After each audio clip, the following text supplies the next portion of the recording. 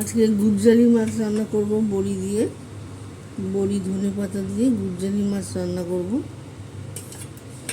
এই যে আলুগুলো কালো জিরা ফোড়ন দিয়েছি কড়াইতে, কাঁচা লঙ্কাগুলো দিয়ে দিলাম, টমেটো দিয়ে দিচ্ছি,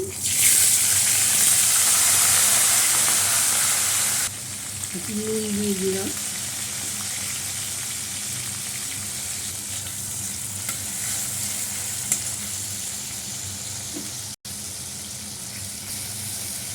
এই আলুগুলো দিয়ে দিলাম,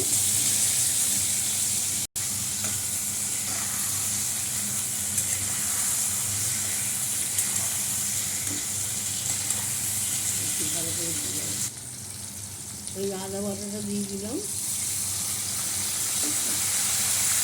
হলুদ দিয়ে লঙ্কা দিয়ে দিলাম,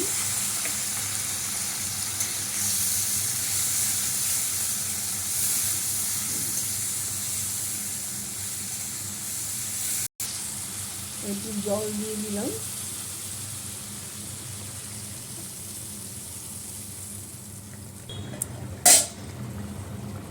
মাছের ঝোলটা আমার হয়ে গেছে।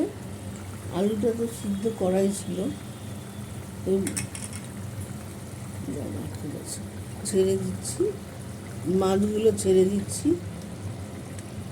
আলুটা তো আমার সিদ্ধ করাই ছিল, বড়িগুলোও দিয়ে দিলাম, ধনে পাতাও দিয়ে দিলাম।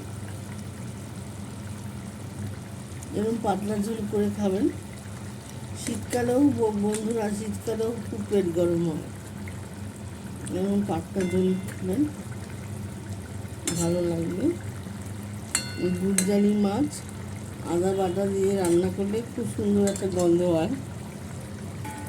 লাইক শেয়ার কমেন্ট করে দেবেন। ফেসবুক থেকে দেখলে পেজটা ফলো করবেন, ইউটিউব থেকে দেখলে ফেসবুক থেকে দেখলে পেজটা ফলো করে দেবেন, ইউটিউব থেকে দেখলে পেজটা সাবস্ক্রাইব করে দেবেন। আর এইভাবে পাতলা মাছের ঝোল করে খাবেন, ভালো লাগবে খেতে। নমস্কার।